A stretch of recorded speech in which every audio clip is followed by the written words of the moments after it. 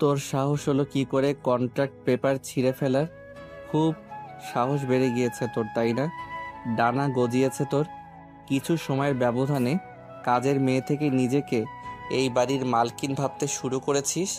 তোকে আজ আমি মেরেই ফেলবো। বলে চুলের মুঠি ধরে টানতে টানতে ফুলে সজ্জিত বিছানা থেকে নামিয়ে নিয়ে এলো সদ্য বিবাহিত নববধূকে, তার স্বামী নামক নির্দয় ব্যক্তি। অঙ্কন ভাই, লাগছে আমার। মনে হচ্ছে মাথা থেকে সব চুল উপড়ে যাচ্ছে।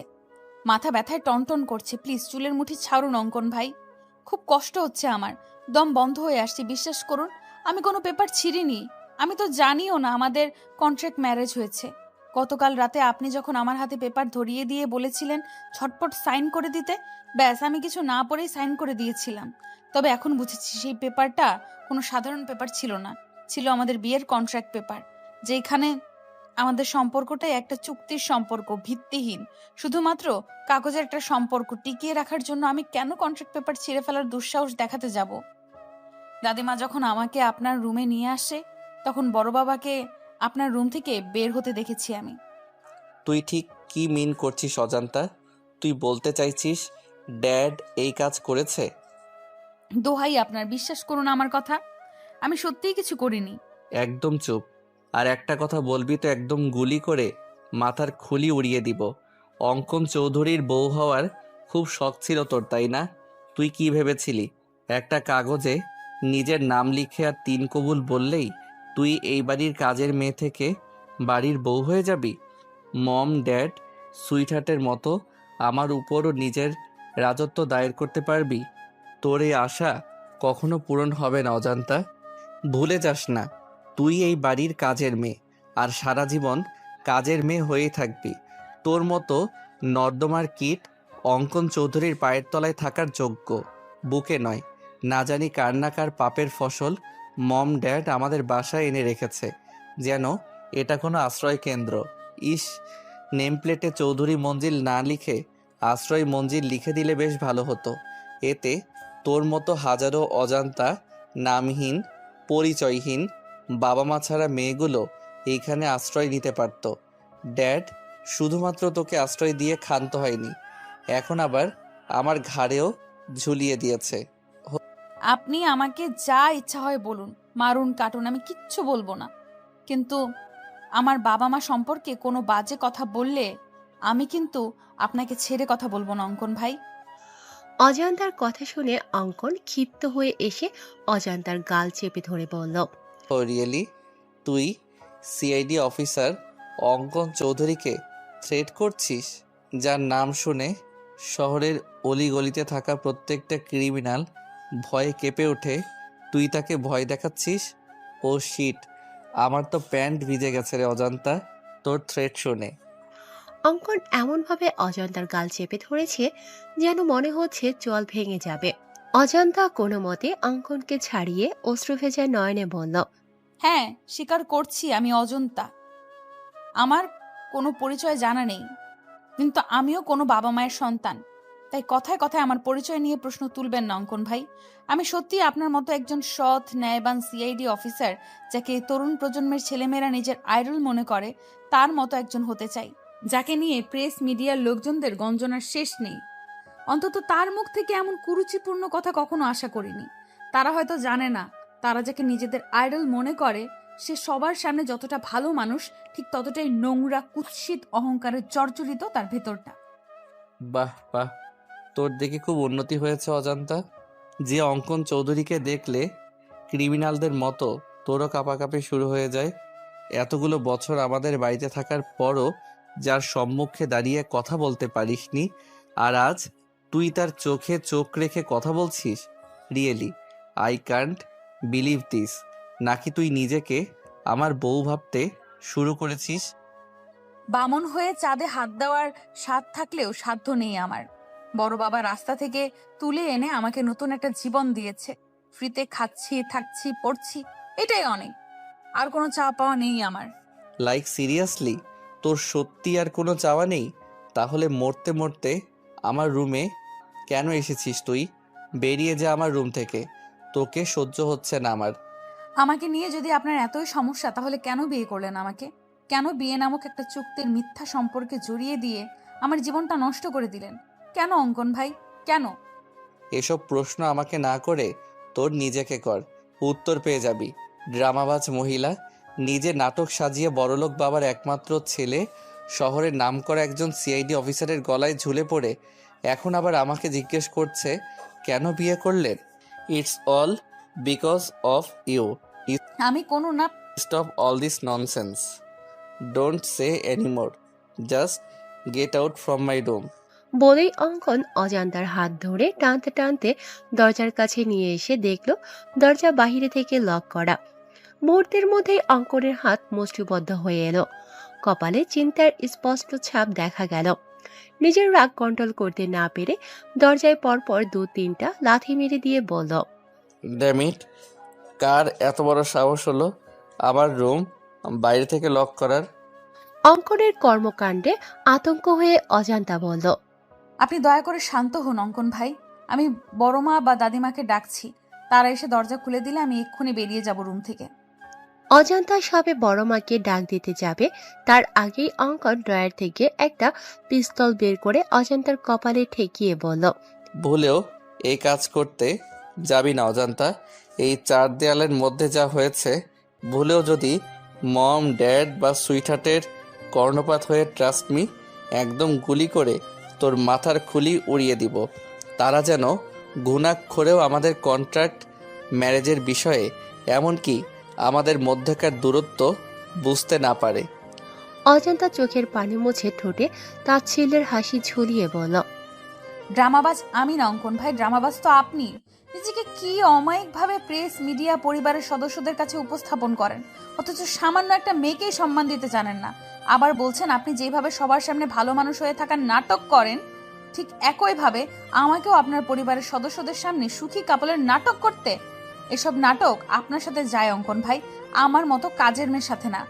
লিসেন, তোর ওই নন স্টপ বকবক শোনার টাইম বা ইচ্ছা কোনোটাই আমার নেই। তুই বিছানায় বসে আমার বিছানা নোংরা করে দিয়েছিস, এখন ঝটপট বেডশিট চেঞ্জ করে দিয়ে আমার চোখের সামনে থেকে সরে যা। অজান্তা বেডশিট চেঞ্জ করে দিয়ে বলল, আপনি নিজেই তো দেখলেন দরজা বাইরে থেকে লক করা, তাহলে আমি রুমের বাইরে যাব কিভাবে? আর কোথায় বা ঘুমাবো আমি? None of my business. বলে অঙ্কন লাইট অফ করে শুয়ে পড়ল। অজান্তা কি করবে বুঝতে না পেরে ঠাই সেখানে দাঁড়িয়ে রইল।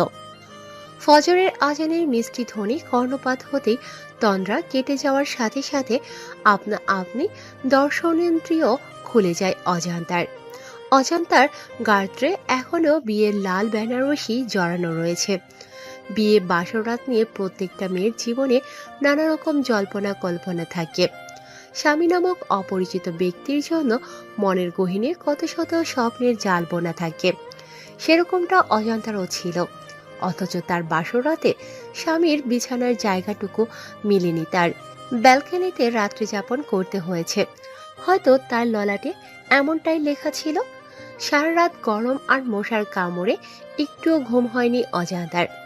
রাতে গহনাগুলো খুলে মেঝেতে রেখেছিল, সেগুলো মেঝে থেকে তুলে অঙ্কনের ড্রেসিং টেবিলের উপর খুব সতর্কতার সাথে রেখে অজান্তা পা টিপে টিপে ওয়াশরুমে চলে গেল। অজান্তা নামাজ পড়ার জন্য অজু করে এসে দেখে কোথাও জায়নামাজ নেই। পরক্ষণে অজান্তার চোখ পড়ে রাতে উঠিয়ে রাখা বেডশিটের ওপর।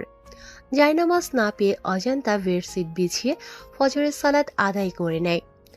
অজান্তা নামাজ শেষ করে অগোছালো রুমটা পরিষ্কার করছে, এমন সময় দরজার বাহির থেকে আঞ্জুম আরা চৌধুরী গলা শুনতে পায়। দরজার অপর প্রান্ত থেকে আঞ্জুম আরা চৌধুরী বলছেন, সরি দাদু ভাই, আমি তোমাদের প্রাইভেসির জন্য বাইরে থেকে দরজা লক করে দিয়েছিলাম, যাতে তোমাদের বাসরাত আরো মধুময় হয়ে ওঠে, দুজন দুজনের মনের গহীনে পৌঁছে যেতে পারো। আই থিঙ্ক এতে তোমাদের উপকার হয়েছে। দরজা লক খুলে দেওয়া হয়েছে, ফ্রেশ হয়ে তাড়াতাড়ি নিচে এসো, সবাই অপেক্ষা করছে নবদম্পতির জন্য। দরজা খোলা পেয়ে অজান্তা নিজের রুমে চলে আসে চেঞ্জ করার জন্য। অজান্তা একটা চুড়িদার নিয়ে ওয়াশরুমে যাবে, এমন সময় নাতাশা চৌধুরী এসে বলল, অজান্তা, তুই এই রুমে কেন? তুই জানিস না বিয়ে হবার সাথে সাথে পরের ঘর নিজের ঘর হয়ে যায়? গতকাল থেকে বাবুর রুম তোরও রুম হয়ে গেছে। এখন থেকে তুই বাবুর রুমে থাকবি। আমি বাবুর রুমে গিয়ে দেখি বাবু ঘুমিয়ে আছে, কিন্তু কোথাও তোকে না পেয়ে আমার এখানে আসতে হলো। আসলে বড় মা, আমি অঙ্কন ভাইয়ের রুমেই ছিলাম, কিন্তু আমার কাপড় চোপড় সব কিছু এই রুমে রয়েছে, তাই চেঞ্জ করার জন্য এসেছি। আমি এক্ষুনি শাড়ি চেঞ্জ করে চুড়িদার পরিধান করে আসছি। তোকে শাড়িতে অনেক সুন্দর লাগছে অজন্তা, আমি তোর জন্য শাড়ি নিয়ে এসেছি। এখন কথা না বাড়িয়ে তাড়াতাড়ি শাওয়ার নিয়ে এই শাড়ি আর গতকাল তোর বড় বাবা যে গহনাগুলো তোকে দিয়েছে সেগুলো পরে নিচে আয়। ঠিক আছে বড় মা, তবে তোমার অসুস্থ শরীর, তুমি আবার কিচেনে যেও না কিন্তু। আমি চেঞ্জ করে এসে সবার জন্য নাস্তা রেডি করছি। তাছাড়া বেলি তো আছেই, ও আমাকে হাতে হাতে সাহায্য করবে। তুমি একদম আগুনের কাছে যাবে না বড় মা। নাতাশা চৌধুরী অজান্তাকে নিজের বুকে টেনে নিয়ে বলল, পাগলি মেয়েটা কত ভাবে আমার জন্য, এজন্যই আমি আর ইমতিয়াজ তোকে সারা জীবন আমাদের সংসারে রাখার লোভ সামলাতে পারিনি। এখন যা তো, ঝটপট রেডি হয়ে নিচে আয়। নাতাশা চৌধুরী বেরিয়ে গেল। অজান্তা তার দেওয়া প্যাকেট খুলে দেখে একটা কালো আর ব্লু কালারের জামদানি, 2টা শাড়ি রয়েছে, তার সাথে প্রয়োজনীয় সবকিছু। অজান্তার দেরি না করে তাড়াতাড়ি রেডি হয়ে নিচে যাবে। এমন সময় মনে পড়ে বড় মা তো গহনা নিতে বলেছিল, কিন্তু আমি তো ভুলক্রমে গহনাগুলো অঙ্কন ভাইয়ার রুমে রেখে এসেছি। এখন তার রুমে গেলে যদি আবার রাতের মতো বকাঝকা করে, যদি বন্দুক নিয়ে তেড়ে এসে তার বিখ্যাত ডায়লগ দিয়ে বলে, অজান্তা তুই আবার আমার রুমে এসেছিস কেন, এক্ষুনি বের হয়ে যা আমার রুম থেকে, অন্যথায় একদম গুলি করে তোর মাথার খুলি উড়িয়ে দেব, তখন কি জবাব দেব আমি? পরক্ষণেই মনে হলো এই টাইমে অঙ্কন ভাই জগিং করতে বের হয়, নিশ্চয় আজও তার ব্যতিক্রম হয়নি। আমি নিশ্চিন্তে গিয়ে আমার গহনাগুলো নিয়ে আসতে পারবো। এক বুক আশার সঞ্চার করে অজান্তা অঙ্কনের রুমের দিকে পা বাড়ালো। ফোন ভাইব্রেটের শব্দে ঘুম ভেঙে গেল অঙ্কনের। অঙ্কন তড়িঘড়ি করে উঠে ফোনের দিকে চোখ পড়তেই বলল, ও শিট, আমার জগিংয়ের সময় পার হয়ে যাচ্ছে আর আমি ঠিকই পাইনি। সব হয়েছে ওই ড্রামাবাজ মেয়েটার জন্য। ওর জন্যেই অনেক রাত পর্যন্ত জেগে থাকতে হয়েছে, যার কারণে আজ আমার জগিং মিস হয়ে গেল। অঙ্কন অজান্তাকে হাজারটা বকা দিতে দিতে ফ্রেশ হওয়ার জন্য ওয়াশরুমে প্রবেশ করতেই শ্যাম্পু বা সাবান জাতীয় কিছুর উপর স্লিপ হয়ে ঠাস করে মেঝেতে পড়ে যাওয়ার ফলস্বরূপ অনেকটা ভিজে যাওয়ার সাথে সাথে কোমরেও বেশ চোট পায়। বিরক্তিতে অঙ্কন মুখ থেকে চ জাতীয় শব্দ বের করে বলল, আমি স্পষ্ট বুঝতে পারছি আমার ওয়াশরুমে কেউ এসেছিল, কিন্তু কে হতে পারে? আমার অনুমতি ব্যতীত কারো সাহস হবে না আমার রুমে প্রবেশ করার। ও মাই গড, তার মানে ওই ড্রামাবাজ নোংরা মেয়েটা আমার ওয়াশরুমেও চলে এসেছে। তোর সাহস দেখে আমি অবাক হয়ে যাচ্ছি অজান্তা, এর জন্য তোর কঠিন শাস্তি ভোগ করতে হবে। I will teach you a good lesson, mind it. একে তো তোর জন্য আজকে জগিং করতে যেতে পারিনি, এখন আবার কোমরে ব্যথা পেতে হলো, আবার ভিজেও গিয়েছি। এখন তো শাওয়ার না নিয়ে বেরো হতে পারবো না, কিন্তু টাওয়েল তো আনিনি। অঙ্কন তাওয়াল নিতে আসবে এমন সময় রুম থেকে কারো পায়ের শব্দ শুনতে পেল। অঙ্কন ভাবছে নিশ্চয়ই সুইটহার্ট এসেছে। সে ওয়াশরুম থেকে হাঁক ছেড়ে বলল, সুইটহার্ট মাই ডার্লিং, আমার টাওয়েলটা একটু দিয়ে যাও তো। অজান্তা ভেবেছিল অঙ্কন ভাই নিশ্চয়ই রুমে থাকবে না। এই আশায় তার গহনাগুলো নেয়ার উদ্দেশ্যে অঙ্কনের রুমে এসে হাজির হয়েছিল, কিন্তু ওয়াশরুম থেকে তীব্র আওয়াজ শুনে বুঝতে পারে তার ধারণা ভুল। সে হাড়ে হাড়ে টের পাচ্ছে, যেখানে বাঘের ভয় সেখানেই সন্দেহ হয়। এই প্রবাদটার মানে অজান্তা তড়িঘড়ি করে গহনাগুলো নিয়ে রুম থেকে বের হতে যাবে, তার আগে আবারও শুনতে পায়, সুইটহার্ট, কোথায় গেলে তুমি? দাও না আমার টাওয়েলটা। আমার কিন্তু শুধুমাত্র একটা হাফ প্যান্ট পরা। তুমি কি চাচ্ছ আমি হাফ প্যান্ট পরে তোমার সামনে আসি? তুমি টাওয়েল না দিলে আমি সত্যি সত্যি এই অবস্থায় তোমার সামনে চলে আসব। অজান্তা এদিক সেদিক তাকিয়ে বলল, দূর, কি মুসিবতে পড়ে গেলাম। এখন কি করব আমি? আমার কি তাকে সাহায্য করা উচিত? তাছাড়া অঙ্কন ভাই মনে করেছে রুমে তার সুইটহার্ট এসেছে, তাই আমি যদি টাওয়াল দিয়ে আসি তাহলে সে ভাববে সুইটহার্টই দিয়েছে। অজান্তা আকাশ কুসুম চিন্তা করে তাওয়াল নিয়ে দরজায় নক করল। অঙ্কনের মাথায় দুষ্টু বুদ্ধি চেপে বসে। অঙ্কন মুচকি হেসে বলে, সকাল সকাল সুইটহার্টের প্রেমের বইটা খুলে দিয়ে তাকে প্রেমের অতল সাগরে ভাসিয়ে নিয়ে গেলে কেমন হবে ব্যাপারটা? নিশ্চয়ই খুব বকা দিবে আমাকে, আমার কান মলে দিবে। দিক না, আমিও তো এমনটাই চাই। আমি আবারও সুইটহার্টের আগের মতো শাসন, আদর, ভালোবাসা পেতে চাই। বড্ড মিস করি শাসনগুলো। সে আদর, ভালোবাসা, শাসন পেতে আমাকে যদি এতটুকু দুষ্টুমি করতে হয়, করব আমি। অচিন্তা ভেতর থেকে অঙ্কনের কোনো রেসপন্স না পেয়ে আবারও দরজায় নক করার সাথে সাথে অঙ্কন হ্যাসকা টানে তাকে ওয়াশরুমে নিয়ে যেতে দুজনে ব্যালেন্স হারিয়ে শাওয়ারের নিচে পড়ে যায়। অচিন্তা ভেতর থেকে অঙ্কনের কোনো রেসপন্স না পেয়ে আবারও দরজায় নক করার সাথে সাথে অঙ্কন হ্যাসকা টানে তাকে ওয়াশরুমে নিয়ে যেতেই দুজনে ব্যালেন্স হারিয়ে শাওয়ারের নিচে পড়ে যায়। শাওয়ারের নিচে পড়ে দুজনেই কাক ভেজা হয়ে গিয়েছে।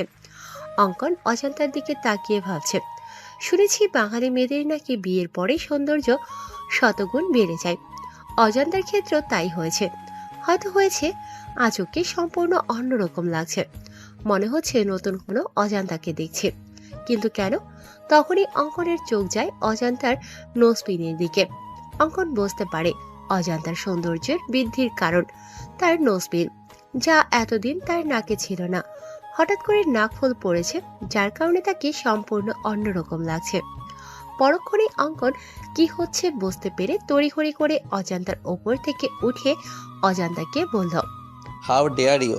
তোর সাহস হলো কি করে পারমিশন ছাড়া আমার রুমে প্রবেশ করার?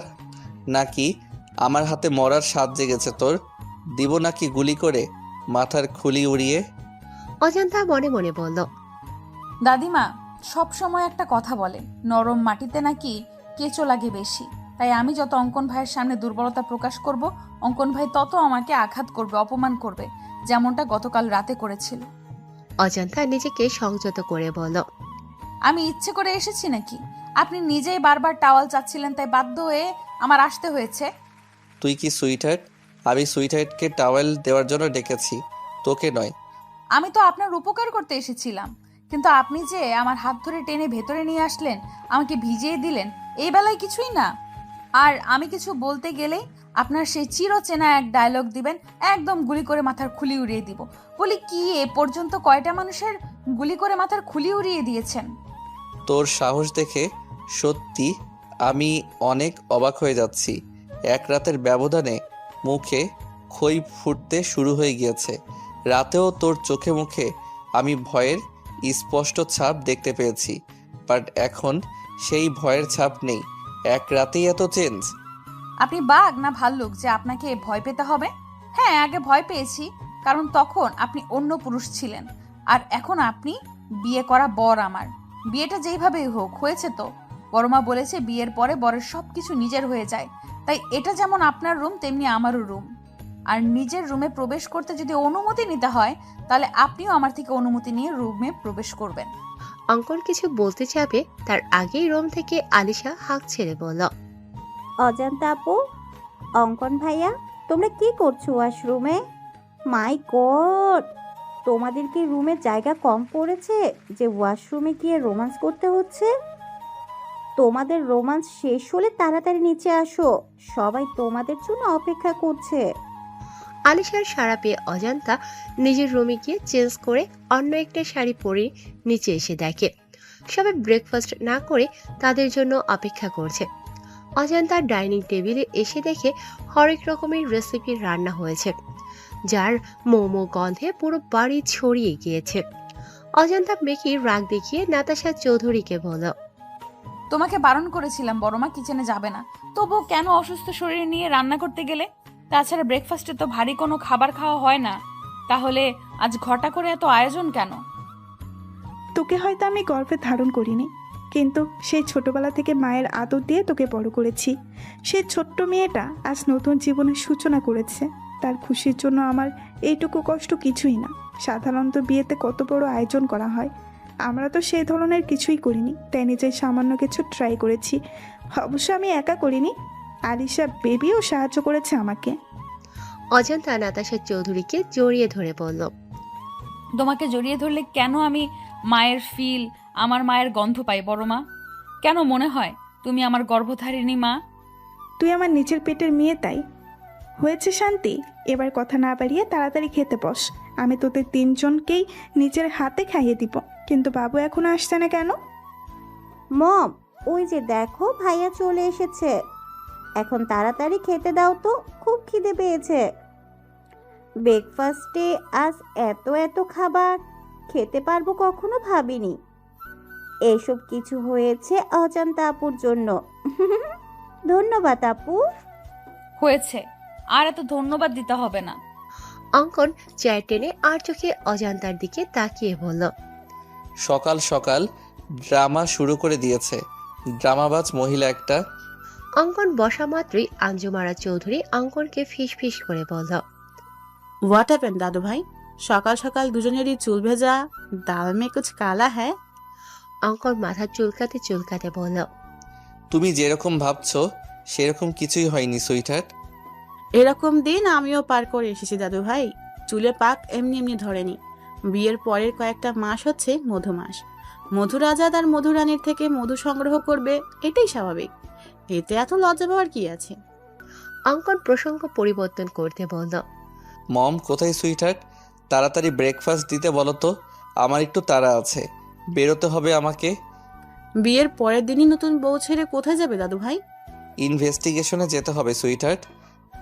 তুমি তো ছুটিতে রয়েছো, তাহলে আবার ইনভেস্টিগেশনে কেন? নতুন নতুন বিয়ে করছো, কোথায় বউকে একটু সময় দিবা, আদর আহ্লাদ করবা, তা নয়তো সেই ছুটছো ইনভেস্টিগেশনে। অন্য অফিসার তো আছে, তারা ঠিক সামলে নিবে। তোমাকে আজ কোথাও যেতে হবে না। গ্রাম থেকে কিছু মেহমান আসবে, বিকালে ছোটখাটো প্রভাতের অনুষ্ঠানের আয়োজন করা হয়েছে। তুমি কোথাও যাচ্ছ না, বাস। এমনটা হয় না সুইটহার্ট, থানায় 4টা মিসিং ডায়েরি এসেছে বাচ্চা নিখোঁজ হওয়ার, যার ইনভেস্টিগেশনের সম্পূর্ণ দায়িত্ব পড়েছে আমাদের সিআইডি টিমের উপর। আর ডিপার্টমেন্টের আমি একজন সিনিয়র সিআইডি অফিসার হয়ে হাত পা গুটিয়ে বাড়ি বসে থাকতে পারি না সুইটহার্ট। একটার পর একটা বাচ্চা নিখোঁজ হচ্ছে এতিমখানা থেকে, আর আমাদের সন্দেহ এতিমখানার সাথে জড়িত কেউ এই কাজ করেছে। হয়তো সে বাচ্চা পাচারকারীদের সাথেও জড়িত। তাই আরও বাচ্চা মিসিং হওয়ার আগেই আমাদের অপরাধীদের ধরতে হবে। নাতাশা চৌধুরী কিচেন থেকে পায়েসের বাটি নিয়ে আসছিল ডাইনিং এর দিকে। এমন সময় এতিমখানার কথা শুনে অঙ্কনকে জিজ্ঞাসা করল, কোথায় যাবি বাবু? তুই না ছুটি নিলি? কুসুমপুর এতিমখানায় মম। কুসুমপুর এতিমখানার কথা শুনে নাতাশা চৌধুরীর হাত থেকে পায়েসের বাটির নিচে পড়ে বাটিতে থাকা পায়েস মেঝেতে ছড়িয়ে ছিটিয়ে যায়। তুমি শুধু শুধু টেনশন করছো বৌমা। তুমি যেরকম ভাবছো সেরকম কিছুই হবে না। দেখো আম্মা, কুসুমপুর এতিমখানায় গিয়ে যদি বাবুর অতীত তার সামনে চলে আসে, বাবু যদি ওর নিজের সম্পর্কের সবটা জেনে যায়, আর যদি আমাদের ভুল বুঝে দূরে সরে যায়, তখন কি নিয়ে বাঁচবো আমি? তুমি অযথা টেনশন করছো। তাছাড়া তুমি কোনো অন্যায় তো করোনি। তোমার প্রয়োজন ছিল একটা সন্তানের, আর দাদু ভাইয়ের প্রয়োজন ছিল একটা পরিবার, মা বাবা। দাদু ভাই একটা পরিবার পেয়েছে, তুমি পেয়েছো একটা সন্তান। যদিও তুমি দীর্ঘ 8 বছর পরে একটা মৃত সন্তান জন্ম দিতে সক্ষম হয়েছিলে, কিন্তু সে তো আর পৃথিবীর আলো দেখতে পারেনি। না না আম্মা, আমি মৃত সন্তান জন্ম দেইনি। যদিও চেক আপ করে আমাকে বলা হয়েছিল আমার ছেলে সন্তান হবে, কিন্তু আমার স্পষ্ট মনে আছে যখন আমার জ্ঞান ছিল আমি কন্যা সন্তানের কান্নার আওয়াজ পেয়েছিলাম। অর্থাৎ আমি কন্যা সন্তানের জন্ম দিয়েছিলাম, কিন্তু যখন আমার জ্ঞান ফিরে আসে নার্স আমার কাছে একটা মৃত ছেলে সন্তান দেয় আর বলে আমি মৃত সন্তান জন্ম দিয়েছি। আমি আগেও আপনাদের বলেছি আম্মা, কিন্তু আপনারা কেউ আমার কথা বিশ্বাস করেননি। উল্টো আমাকে সন্তান হারানোর বেদনায় মানসিক রোগী বলেছেন। বিশ্বাস করেন আম্মা, আমার সত্যিই মেয়ে হয়েছিল, কিন্তু জানি না কার নজর লেগেছিল আমার মেয়ের উপর, আমার পরিবারের উপর। তারা আমার মেয়েকে সরিয়ে তার জায়গায় একটা মৃত ছেলে সন্তান দিয়ে দিল। আর ইমতিয়াজও ভেবেছিল আমি হয়তো 8 বছর পর কোনো মৃত সন্তান মেনে নিতে পারিনি, তাই উল্টাপাল্টা বকেছি, যার কারণে ইমতিয়াজও আমার মেয়েটার কোনো খোঁজ করেনি। বলে কান্নায় ভেঙে পড়লেন নাতাশা চৌধুরী। এখন আর এসব বলে কি লাভ বৌমা? যা হবার হয়েছে। এখন বেশি না বকে তুমি একটু বিশ্রাম নাও। অঙ্কন আর তার টিমের সদস্যরা 5 মিনিট আগে কুসুমপুর এতিমখানায় এসে পৌঁছেছে। এতিমখানায় প্রায় 300-400 বাচ্চা রয়েছে, যার পরিচালনার দায়িত্ব নিয়েছেন স্থানীয় এলাকার চেয়ারম্যান রওনক হোসেন, এবং তার সাথে কিছু ফাউন্ডেশন যুক্ত রয়েছে, যা থেকে এতিমখানার বাচ্চাদের জন্য বিভিন্ন অনুদান, আর্থিক সহায়তা প্রদান করা হয়। একে একে যখন 4টা বাচ্চা নিখোঁজ হয়ে যায় তখন রওনক হোসেন নিজে থানায় গিয়ে মিসিং ডায়েরি করে আসে। অঙ্কন এসে রওনক হোসেনকে জিজ্ঞাসা করল, আচ্ছা চেয়ারম্যান সাহেব, এসব হলো কিভাবে? 4টা বাচ্চা কি একসাথে নিখোঁজ হয়েছে নাকি আলাদা আলাদাভাবে? স্যার, আমি চেয়ারম্যান মানুষ, আমার নানান কাজে ব্যস্ত থাকতে হয়। আমি শুধুমাত্র এতিমখানা পরিচালনা করি, কিন্তু বাচ্চাদের দেখাশোনা করতে রহমত চাচাকে অনেক বিশ্বস্ত একজন লোক। রহমত চাচা অনেক বিশ্বস্ত একজন লোক, অনেক আগে থেকে এখানে রয়েছে। অর্থাৎ আমার আগে এতিমখানা পরিচালনা করতো আমার বাবা। রহমত চাচা তখন থেকেই এখানে রয়েছে। 2 দিন আগে রহমত চাচা আমাকে ফোন করে বলে যে রাব্বি নামের একটা ছেলেকে অনেকক্ষণ যাবৎ দেখতে পাচ্ছে না। পরে নাকি বেলা জানায় সকাল 10টা নাগাদ রাব্বির দুঃসম্পর্কের কোনো মামা এসে রাব্বিকে নিয়ে গিয়েছে, তবে বিকালের মধ্যে এসে রাব্বিকে আবার দিয়ে যাবে। কিন্তু রাব্বি আর ফিরে আসেনি। বিকাল করে সন্ধ্যা হয়ে যায়, কিন্তু আর যখন সবাই রাব্বিকে খুঁজতে ব্যস্ত হয়ে পড়ে তখন আলিফ নামের ছেলেটা নিখোঁজ হয়ে যায়। 1 মিনিট চেয়ারম্যান সাহেব, এই বেলাকে? অঙ্কনের কথা শুনে পাশ থেকে একটা মধ্যবয়সী মহিলা বলে উঠল, আমি করছি সাহেব। এই বেলা 1 নাম্বারের কুটনি বেডি, একজনের কথা অন্যজনের কাছে লাগানোর কাজ। বেয়াদব একটা মহিলা, ওর মধ্যে কোনো শিক্ষে দিক্ষে নাই, আছে খালি কুটনামি ওনার গুণ। ওর ওই কুটনামির জন্যে ওর বর ওরে তালাক দিছে, তাই এখন এই এতিমখানায় এসে উঠিছে। এতিমখানায় রান্ধার কাম করে ওই কুটনি বেডি। আমার মনে হচ্ছে ওই কুটনি বেডি নিশ্চয়ই এই কাজের লগে জড়িত আছে। ওই বেডি এই ফুলের মতন বাচ্চাগুলান রে গায়েব করিছে। কিন্তু তুমি কে? আমি রেশমি সাহেব। আমি আগে এই এতিমখানার রান্ধার কাম করতাম, কিন্তু ওই বেলা কুটনি উড়ে এসে জুড়ে বইছে। কে কুটনি আর কে শুটনি সেইটা আমরা ঠিকই বের করে নিব। তোমরা এইটা বলো যে এই কুটনি এই বেলাকে কোথায় পাবো? চেয়ারম্যান সাহেব বলল, স্যার, ওই বেলা ওইখানেই থাকে, তবে আজ সকাল থেকে ওকে কোথাও দেখতে পাচ্ছি না। আমি কইছিলাম না সাহেব, ওই কুটনি বেলা এর সাথে জড়িত। আপনারা আসবেন জানতে পারে হয়তো কোনখানে ঘামটি মেরে বসে আছে। আপনি খালি একবার আমারে হুকুম দেন সাহেব, আমি ওই কুটনির চুলের মুঠি ধরে টাইনে নিয়ে আসবানি। তাহলে তো তুমি নিশ্চয়ই জানো বেলা কোথায় গিয়েছে। এখন ঝটপট বলে দাও বেলা কোথায়। রেশমি আমতা আমতা করে বলল, না না সাহেব, আমি কিছু জানি না। ওই রাগের বশে এত কিছু করে ফেলেছি সাহেব। বুঝতে পেরেছি, বেলার প্রতি অনেক ক্ষোভ জমে আছে তোমার। আমারে চোর অপবাদ দিয়ে বেলা আমার জায়গা দখল করেছে সাহেব। ক্ষোভ তো থাকারই কথাই, তবে আমি সত্যিই জানি না এই বেলা কুটনি কনে গিয়ে মরিছে। ঠিক আছে, সমস্যা নেই, আমরা ঠিক জেনে নিব।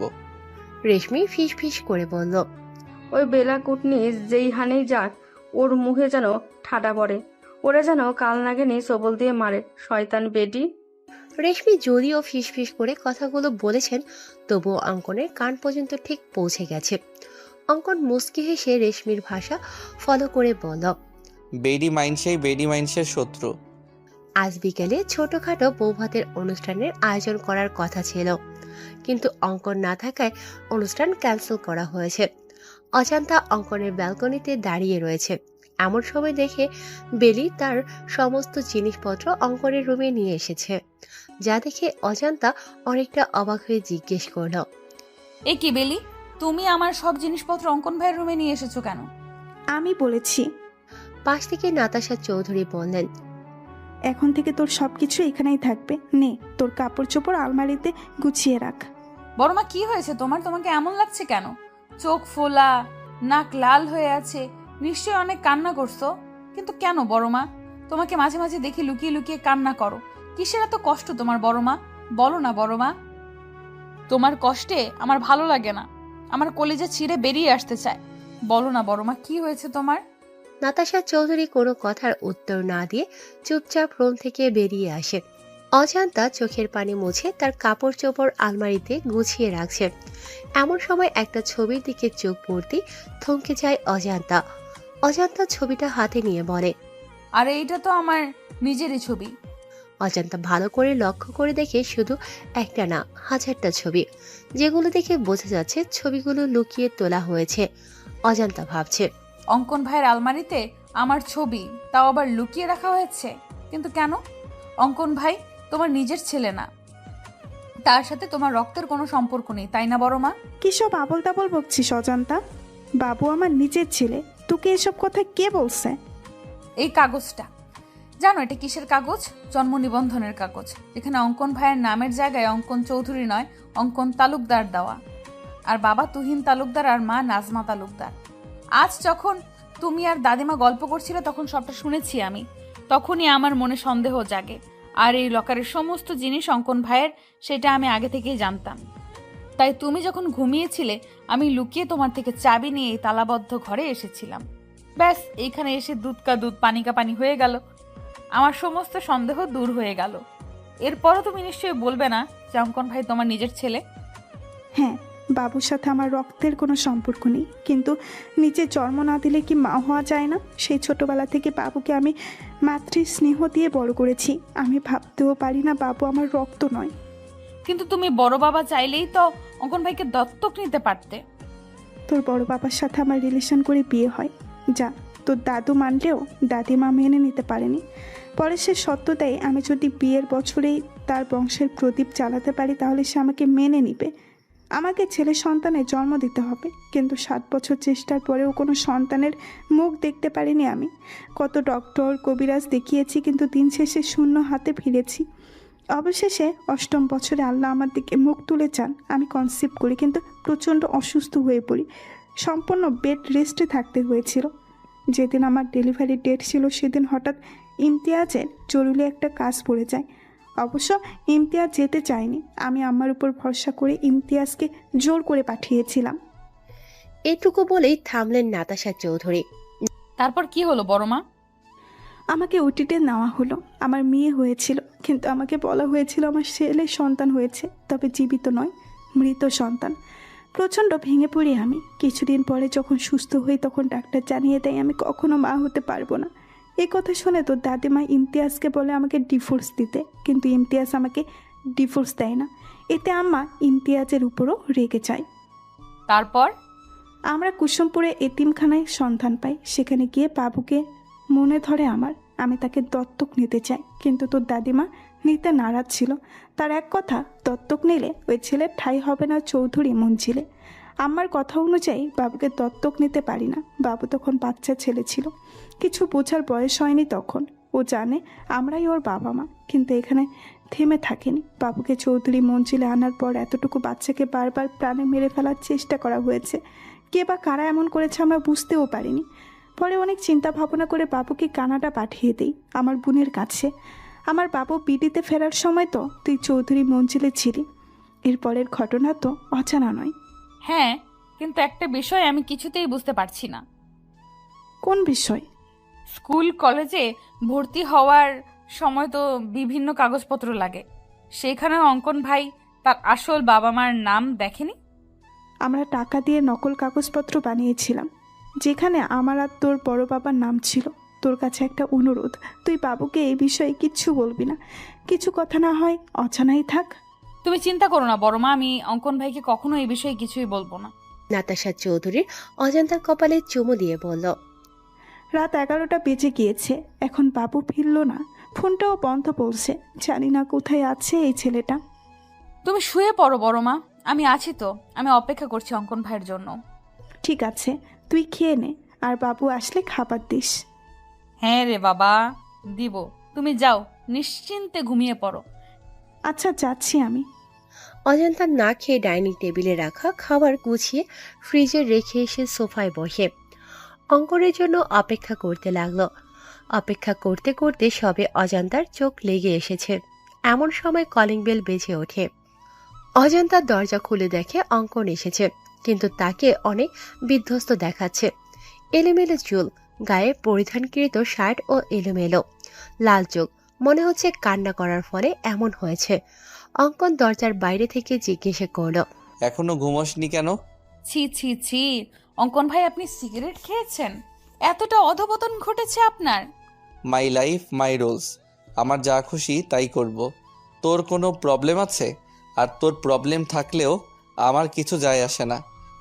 বলে অজান্তাকে ধাক্কা দিয়ে সরিয়ে নিজের রুমে চলে যায় অঙ্কন। অজান্তা দরজা বন্ধ করে দিয়ে কিচেনে গিয়ে 1 গ্লাস ঠান্ডা শরবত করে নিয়ে আসে অঙ্কনের জন্য। কিন্তু রুমে এসে দেখে অঙ্কন রুমে নেই। তিনি ব্যালকনিতে দাঁড়িয়ে দাঁড়িয়ে মনে সুখে সিগারেটের ধোঁয়া ওড়াচ্ছেন। অজান্তা সোজা গিয়ে অঙ্কনের ঠোঁট থেকে সিগারেট টান দিয়ে নিচে ফেলে দিয়ে বলে, কি সমস্যা আপনার? তো কোথায় থাকবে? তোর সব জিনিসপত্র আমার রুমে কেন? আপনি হয়তো জানেন না, কিন্তু আমি ঠিকই জানি। বরের জিনিসপত্র যেখানেই থাকবে, বউয়ের জিনিসপত্র সেখানেই থাকবে। এটাই স্বাভাবিক, তাই না? অঙ্কন কিছু বলার আগেই অজান্তা বলল, অন্য ছেলেরা অফিস থেকে ফিরে বউকে জড়িয়ে ধরে ক্লান্তি দূর করে, কিন্তু আপনি তো সাধু সন্ন্যাসী, বউয়ের ধারে কাছেও ঘেঁষবেন না। তাই আপনার জন্য ঠান্ডা শরবত করে এনেছি, নিন নিন, শরবত পান করে ক্লান্তি দূর করুন। No need. অবশ্যই প্রয়োজন আছে। তুই কিন্তু একটু বেশি বকছিস অজান্তা।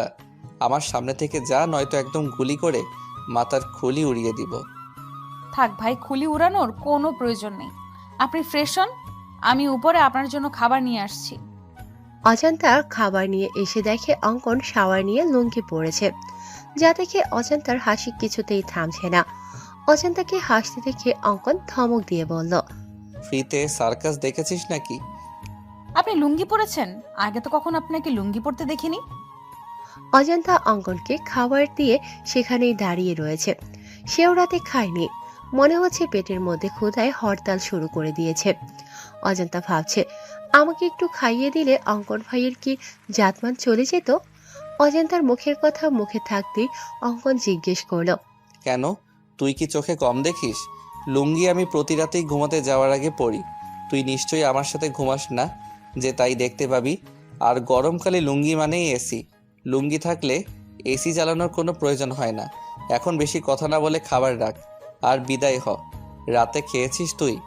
ব্যাস এইটুকু কথায় অজান্তার মনে যেন প্রেমের বইটা বইতে শুরু করলো। অজান্তা অনেকটা অভিমানে সুরে বলল, আমার ক্ষুধা নেই। আমি জিজ্ঞেস করেছি খেয়েছিল কিনা, ক্ষুধা আছে কি নেই এটা জিজ্ঞেস করিনি। বেশ অপমান বোধ করে অজান্তা। অজান্তা ভাবছে রুম থেকে বেরিয়ে যাবে, কিন্তু তার আগেই অজান্তাকে অবাক করে দিয়ে অঙ্কন এক লোকমা খাবার অজান্তার মুখের সামনে তুলে ধরে। যা দেখে খুশিতে অজান্তার চোখে পানি চলে আসে। অজান্তা আবেগে আপ্লুত হয়ে জিজ্ঞেস করে, আমাকে ভালোবাসেন অঙ্কন ভাই? দেখতে দেখতে কেটে গেল কয়েকদিন। কেসের ইনভেস্টিগেশন চলছে, কিন্তু কাঙ্ক্ষিত কোনো তথ্য বা প্রমাণ এখনো পাওয়া যায়নি। অঙ্কন এতিমখানার সব বাচ্চাদের চকলেট দিয়ে তাদের মনোরঞ্জন করার পর তাদের জিজ্ঞাসা করছে তারা কিছু জানে বা দেখেছে কিনা। এমন সময় অঙ্কনের ফোন বেজে উঠল। অঙ্কন কল রিসিভ করে বলল, হ্যাঁ ঈশান বলো, ওই দিকের কি খবর, কিছু জানতে পেরেছো কি? হ্যাঁ স্যার, এতিমখানা থেকে 3 কিলো দূরে একটা জঙ্গল রয়েছে। ওই জঙ্গলে বেলা নামের মহিলাটার লাশ পাওয়া গেছে। আমরা আশেপাশে লোকদের ছবি দেখে জিজ্ঞেস করেছি, তারা নিশ্চিত করেছে এটা বেলার লাশ।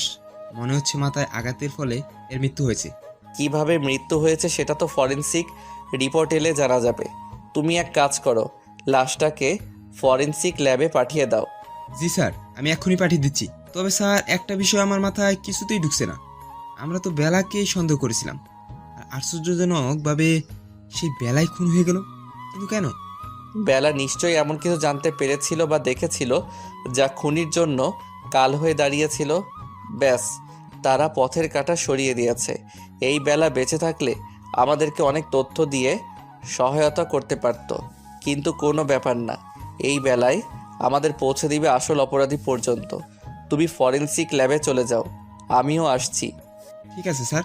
হ্যাঁ, উক্টর রবিন কিছু জানতে পারলেন? হ্যাঁ অঙ্কন, আনুমানিক 4 ঘন্টা আগে বেলা মারা গিয়েছে। তবে এই বেলার মৃত্যু আঘাতের ফলে হয়নি। তাহলে কিভাবে হয়েছে? বিষের কারণে। বেলাকে বিষ দিয়ে মারা হয়েছে। এই দেখো, ওর ঠোঁট গলা কেমন নীল হয়ে গিয়েছে। আমি হয়তো খুনিকে এটা বলতে পারবো না, কিন্তু বেলাকে বিষ কে দিয়েছে সেটা বলতে পারবো। ডক্টর রবিনের কথা শুনে ঈশান বলল, কিভাবে স্যার? এই যে এই পানির বোতলটা, যেটা বেলার লাশের কাছে পড়েছিল, আমি এই বোতলে দুজনের ফিঙ্গারপ্রিন্ট পেয়েছি। যার একটা বেলার ফিঙ্গারপ্রিন্টের সাথে ম্যাচ করছে, আরেকটা ফিঙ্গারপ্রিন্ট হচ্ছে সেই ব্যক্তি যে বেলাকে এই বিষ দেওয়া পানি খেতে দিয়েছিল। অঙ্কন বলল, এবার আমার কাছে বিষয়টা একদম পানির মতো পরিষ্কার হয়ে গেল। মানে কেউ বেলাকে জঙ্গলে ডাকে, এরপর বেলা যখন জঙ্গলে যায় তখন কেউ বেলাকে পেছন থেকে মাথায় ভারী কিছু দিয়ে বাজেভাবে আঘাত করে। বেলা মৃত্যু যন্ত্রণায় ছটফট করতে থাকে। তার পানির তেষ্টা পায়। শেষবারের মতো হয়তো পানি খেতে চেয়েছিল, আর তখনই কেউ বেলাকে এই বিষ মিশ্রিত পানির বোতল দেয়, আর যার ফলে বেলার মৃত্যু ঘটে। একদম ঠিক বলেছ অঙ্কন, বেলার সাথে এমনটাই হয়েছে। ফিঙ্গারপ্রিন্ট যখন পাওয়া গিয়েছে, খুনিকেও খুব সহজে আমরা ধরে ফেলবো। কাল সকালে আবারও আমাদের কুসুমপুর এতিমখানায় যেতে হবে। ওই এতিমখানাতেই লুকিয়ে রয়েছে সব রহস্যের সমাধান। অফিসের কাজ শেষ করে বাড়ি ফেরার সময় অঙ্কন দেখল একজন ঝালমুড়ি বিক্রেতা ঝালমুড়ি বিক্রি করছে। অঙ্কন ভাবল ড্রামাবাজ মেয়েটা ঝালমুড়ি খুব পছন্দ করে। ঝালমুড়ি পেলে যেন দিন দুনিয়া সব ভুলে যায়। কি সব অখাদ্য গিলে মেয়েটা! সব অখাদ্য খাওয়ার ফলে শরীরের এই অবস্থা। মনে মনে অজান্তাকে 1000টা বকা দিয়ে অঙ্কন 100 টাকার ঝালমুড়ি নিয়ে বাইকের স্পিড বাড়িয়ে দিয়ে তাড়াতাড়ি বাড়ি পৌঁছালো। অঙ্কন ভেবেছিল হয়তো অজান্তা তার ফেরা অবধি অপেক্ষা করবে, কিন্তু কলিং বেল পেয়ে দরজা খুলে দিল নাতাশা চৌধুরী। যা দেখে অঙ্কন বলল, মম, তুমি এখনো জেগে রয়েছো কেন? জেগে না থাকলে দরজা খুলে দিত কে শুনি? কেন, তোমার আদরের মেয়ে অজান্তা কোথায়? অজান্তা বলল যে ওর নাকি শরীর খারাপ লাগছে, তাই আমি ওকে রুমে পাঠিয়ে দিয়েছি। অঙ্কন বলল, শরীর খারাপ টারাপ কিছু না, সব ওর ড্রামা। মানে কি বলতে চাইছিস বাবু? কিছু না মম। ঠিক আছে, ফ্রেশ হয়ে আয়, আমি খাবার দিচ্ছি। ঠিক আছে মম। অঙ্কন রুমে এসে দেখলো অজান্তা ব্যালকনিতে বিছানা করেছে। হঠাৎ অঙ্কনের দিকে চোখ পড়া মাত্রই এক হাত ঘোমটা টেনে দিল, যা দেখে অঙ্কন মুচকি হেসে বলল, বাব্বা, মহারানীর রাগ এখনো কমেনি? অঙ্কন ব্যালকনিতে গিয়ে বলল, কি মজার ঝালমুড়ি রে অজান্তা! আমার জীবনেও এমন মজার ঝালমুড়ি আমি খাইনি। আজ রাতে ঝালমুড়ি দিয়েই ডিনারের কাজ সম্পন্ন করব। ঝালমুড়ির কথা শুনে অজান্তার জিহ্বা লক লক করছে। এমনিতেই ঝালমুড়ি তার খুব পছন্দের। অজান্তা সামান্য একটু ঘোমটা সরিয়ে দেখলো অঙ্কন সত্যি সত্যি ঝালমুড়ি খাচ্ছে। অজান্তার মন চাচ্ছে ছো মেরে অঙ্কনের হাত থেকে ঝালমুড়ি নিয়ে খাওয়া শুরু করতে, কিন্তু না, সে এতটাও নির্লজ্জ নয়। মুহূর্তের মধ্যেই অজান্তার চোখ ভিজে এলো। মনে পড়ে গেল সেদিন রাতের ঘটনা। অজান্তা যখন আবেগে আপ্লুত হয়ে অঙ্কনকে জিজ্ঞেস করেছিল, আমাকে ভালোবাসেন অঙ্কন ভাই? উত্তরে অঙ্কন ভাতের লোকমাটা অজান্তার মুখের সামনে থেকে নিয়ে নিচে খেয়ে ফেলে বলল, সামান্য এক লোকমা ভাত খাইয়ে দিতে চেয়েছি আর ভেবেছিস আমি তোকে ভালোবাসি? থাক, প্রয়োজন নেই তোকে খাইয়ে দেওয়া। এবার নিশ্চয়ই তোর প্রশ্নের উত্তর পেয়ে গেছিস। না, উত্তর পাইনি। আমি আপনাকে জিজ্ঞেস করেছি ভালোবাসেন কিনা, ইয়েস অর নো। তোর প্রশ্নের উত্তর দিতে বাধ্য নই আমি। এই মুহূর্তে তোর মুখও দেখতে ইচ্ছে হচ্ছে না আমার। সরে যা আমার সামনে থেকে। মুহূর্তের মধ্যে অজান্তা কোমল হৃদয় ব্যথিত হয়ে ওঠে। অজান্তা টলমলে চোখে বলল, ঠিক আছে, দেখতে হবে না আমার মুখ আপনাকে। এরপর থেকে অজান্তা অঙ্কনকে এড়িয়ে চলছে, তার সামনেও আসছে না। ভুলবশত চোখাচোখি হয়ে গেলে তৎক্ষণাৎ ঘোমটার আড়ালে নিজেকে লুকিয়ে রাখছে। পুরনো কথা মনে করে ঘোমটার আড়ালে চোখের পানি মুছে নিল অজান্তা, যা অঙ্কনের চোখ এড়ালো না। অঙ্কন অজান্তাকে শুনিয়ে শুনিয়ে বলল, কেউ তো আর ঝালমুড়ি খাচ্ছে না, কি আর করার, আমি নিজেই সবটা খেয়ে ফেলি। অঙ্কনের কথা শুনে অজান্তা সমস্ত লজ্জা ভুলে সো মেরে অঙ্কনের হাত থেকে ঝালমুড়ি নিয়ে দিল এক দৌড়, যা দেখে অঙ্কন হো হো করে হেসে উঠল। রাত 11টা।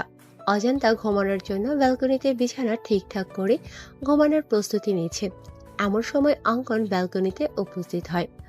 অঙ্কনকে দেখা মাত্র হায় আল্লাহ বলে অজান্তা মাথায় ঘোমটা টেনে নিজেকে আড়াল করে নেয়। অঙ্কন বিরক্তিতে মুখ থেকে চ জাতীয় শব্দ বের করে বলল, ড্রামাবাজ মহিলা, দয়া করে তোর ড্রামা বন্ধ কর।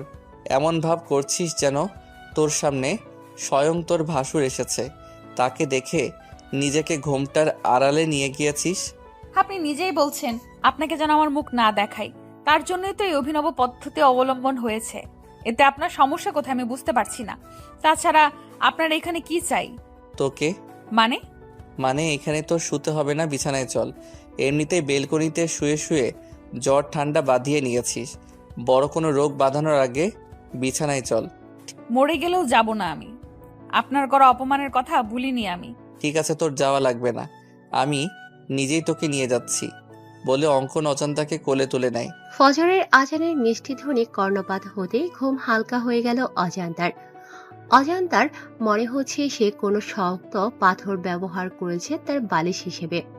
পরক্ষণে অজান্তা বুঝতে পারে তার বালিশ হিসেবে ব্যবহৃত জিনিসটা কোনো পাথর নয়, স্বয়ং তার বর সিআইডি অফিসার অঙ্কন চৌধুরীর বুক।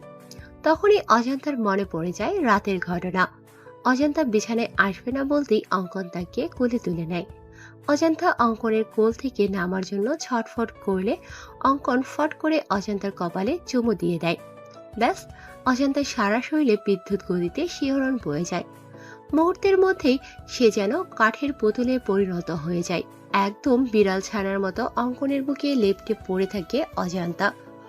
অঙ্কন তাকে নিয়ে বিছানায় শুইয়ে দিয়ে নিজেও তার পাশে শুয়ে পড়ে। অবশ্য শোয়ার আগে অঙ্কন মাঝখানে কোলবালিশ দিয়েছিল, কিন্তু অজান্তা দেখলো কোলবালিশ নিচে পড়ে রয়েছে আর অজান্তা পড়ে রয়েছে অঙ্কনের বুকে। অজান্তা অঙ্কনকে ভালো করে পর্যবেক্ষণ করে বলল, ইস, আমার ব্ল্যাক ডায়মন্ডটা। আমি খুব ভালো করেই জানি ব্ল্যাক ডায়মন্ড আপনি আমাকে ভালোবাসেন। আমি খুব ভালো করেই জানি ব্ল্যাক ডায়মন্ড আপনি আমাকে ভালোবাসেন, আর সেই ভালোবাসার গভীরতা অনেক বেশি। আপনি আমার সাথে যা যা করেছেন সবটা আপনার অভিনয়। কোনো এক অজানা কারণে আপনি আমাকে দূরে সরিয়ে রেখেছেন। আমার মতো আপনারও প্রেমের বইটা অনেক আগেই খুলেছে, আর খুব শীঘ্রই আপনি নিজের মুখে বলবেন, হ্যাঁ অজন্তা, তোমার মতো আমারও প্রেমের বইটা খুলে গেছে। 7-5 ভেবে অজান্তা বিছানা ছেড়ে উঠতে যাবে, তার আগেই শাড়িতে টান পায়। অজান্তা দেখে তার শাড়ির আঁচলের কিছু অংশ অঙ্কনের পিঠের নিচে রয়েছে। অজান্তা এসে আবারও অঙ্কনকে জড়িয়ে ধরে বলে, আচ্ছা ব্ল্যাক ডায়মন্ড, আপনি কালা আমি ধলা, আমাদের পোলাপাইন কি কালা ধলার সংমিশ্রণে বেগুনি কালারের হবে? বুকের উপর ভারী কিছু অনুভব করতে অঙ্কনের ঘুম ভেঙে যায়। ঘুম ভাঙতেই দেখে অজান্তা তার বুকের উপর বিড়াল ছানার মতো লেপ্টে রয়েছে, যা দেখে অঙ্কনের ইচ্ছে হয় না অজান্তাকে জাগাতে। সে চোখ বুজে ঘুমের ভান ধরে পড়ে থাকে, কিন্তু অজান্তার আজগুবি কথা শুনে সে আর স্থির থাকতে পারে না। অঙ্কন এক ঝটকায় অজান্তাকে নিজের থেকে সরিয়ে ধমক দিয়ে বলে, what the hell are you? অঙ্কনের ধমকে অজান্তা ভয় পাওয়ার পরিবর্তে দাঁত কেলিয়ে বলে, বলেন না অঙ্কন ভাই, আমাদের পোলাপাইন কি বেগুনি কালারের হবে? এই জন্যই কথাই বলে বানরদের বেশি লাই দিতে নেই। বেশি লাই পেয়ে তারা ঠিক এইভাবে মাথায় উঠে নাচতে শুরু করে। অনেক নেচেছিস, এবার নাম আমার বিছানা থেকে। অজান্তা বিছানা থেকে নেমে ওয়াশরুমের দিকে যেতে গিয়ে ফিরে এসে অঙ্কনের দু গালে 2টা চুমু দিয়ে বলল, আমি কখনো কারোর কাছে ঋণী থাকি না। আপনি রাতে আমাকে একটা চুমু দিয়েছিলেন, তাই এখন আমি সুদ সহ 2টা ফেরত দিলাম। হিসাব একদম বরাবর। বলে অজান্তা ওয়াশরুমে চলে গেল। অজান্তার যাওয়ার পানে তাকিয়ে অঙ্কন বলল, আমিও দেনাদার হয়ে থাকতে পছন্দ করি না। পাওনাদারকে তার পাওনা ঠিক সময় পরিশোধ করে দিতে পছন্দ করি। বলে আবারও ঘুমের রাজ্যে পাড়ি জমালো অঙ্কন। অজান্তা ফজরের নামাজ আদায় করে নিচে এসে দেখল নাতাশা চৌধুরী কিচেনে রান্না করছে। অজান্তা অবাক হয়ে জিজ্ঞেস করলো, এ কি বড় মা, এত সকাল সকাল তুমি কিচেনে কেন? তোমার ক্ষুধা লেগেছে আমাকে বলতে পারতে, আমি নাস্তা তৈরি করে দিতাম। তুমি শুধু শুধু কষ্ট করে এত সকাল সকাল উঠতে গেলে কেন? আমাদের এক জায়গায় যেতে হবে অজান্তা, তার জন্যই সকাল সকালে রান্না বসিয়েছি। তোর দাদিমারও যাওয়ার কথা ছিল, কিন্তু ওনার নাকি হুট করে মাথা ব্যথা শুরু হয়েছে, তাই আমি আর তুই যাবো। তুই দাঁড়িয়ে না থেকে আমার কাছে হাত লাগা, আবার বিকেলের মধ্যে ফিরতে হবে তো।